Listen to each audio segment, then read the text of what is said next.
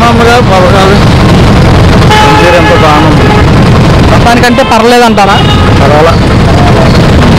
రీసెంట్గా పిల్లలకి తల్లికి వందనం పథకం రిలీజ్ చేశారు కదా, అమౌంట్ పడ్డాయా మీకు?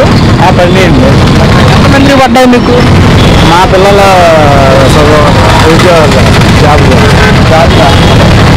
గతంలోనేమో అమ్మఒడికి సంబంధించి ఒకరికే పడేది, ఇప్పుడు ఈ ప్రభుత్వం తల్లికి వందనం ఎంతమంది ఉంటే అంతమందికి పడుతుంది కదా, ఎలా అనిపిస్తుంది? బాగా అనిపిస్తుంది, పడుతున్నాయి కదా. మరి ఇప్పుడు ఆగస్టు 15 నుంచి ఉచిత బస్సు అంటున్నారు, మీ ఆటో వాళ్ళకి ఇబ్బంది ఏనంటారా? మరి ఇబ్బందిగా, మరి ఉచిత బస్సు అంటే ఇబ్బందిగా, మరి ఉండదు కదా. సగం లేడీ ఎక్కువ ఎక్కేదే లేడీస్, మరి లేకపోతే మరి ఇబ్బంది ఉంటుంది కదా. లేడీస్ ఏమంటున్నారంటే మాకు ఉచిత బస్సు ప్రయాణంలో ఎక్కడికంటే అక్కడికే ఫ్రీగా తిరిగి రావచ్చు అని చెప్పేసి అంటున్నమాట. వాళ్ళు అంటారు వాళ్ళ సేఫ్టీ వాళ్ళది, మనకి అది మనది. గతంలో ఎలా ఉండేది ఆటో వాళ్ళకి సంబంధించి? బాగానే ఉండేది.